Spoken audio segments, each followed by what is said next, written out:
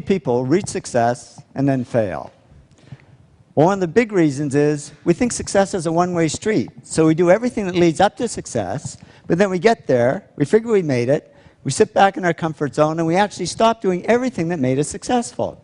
And it doesn't take long to go downhill. And I can tell you this happens because it happened to me. Reaching success, I worked hard, I pushed myself, but then I stopped because I figured, oh, you know, I've made it. I can just sit back and relax. Reaching success, I always tried to improve and do good work, but then I stopped because I figured, hey, I'm good enough. I don't need to improve anymore. Reaching success, I always was pretty good at coming up with good ideas because I did all these simple things that lead to ideas. But then I stopped because I figured I was this hotshot guy and I shouldn't have to work at ideas. They should just come like magic. And the only thing that came was creative block. I couldn't come up with any ideas. Reaching success, I always focused on clients and projects and ignored the money. But then all this money started pouring in, and I got distracted by it. And suddenly I was on the phone to my stockbroker and my real estate agent when I should have been talking to my clients.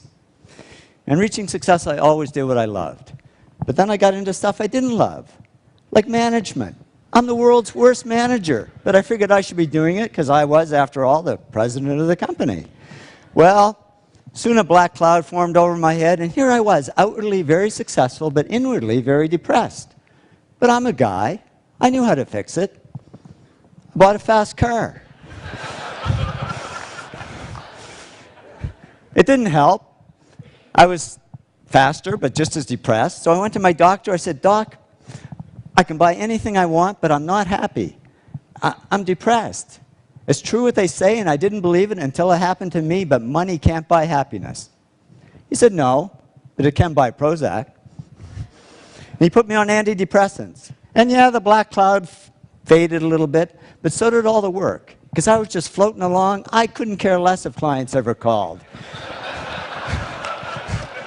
And clients didn't call, because they could see I was no longer serving them, I was only serving myself. So they took their money and their projects to others who would serve them better. Well, it didn't take long for business to drop like a rock. My partner and I, Tom, we had to let all our employees go. It was down to just the two of us, and we were about to go under. And that was great, because with no employees, there was nobody for me to manage. So I went back to doing the projects I loved. I had fun again, I worked harder, and to cut a long story short, did all the things that took me back up to success. But it wasn't a quick trip. It took 7 years. But in the end, business grew bigger than ever. And when I went back to following these 8 principles, the black cloud over my head disappeared altogether. And I woke up one day and I said, I don't need Prozac anymore. And I threw it away and haven't needed it since.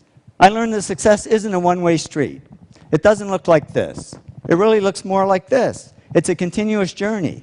And if we want to avoid success to failure syndrome, we just keep following these 8 principles, because that's not only how we achieve success, it's how we sustain it.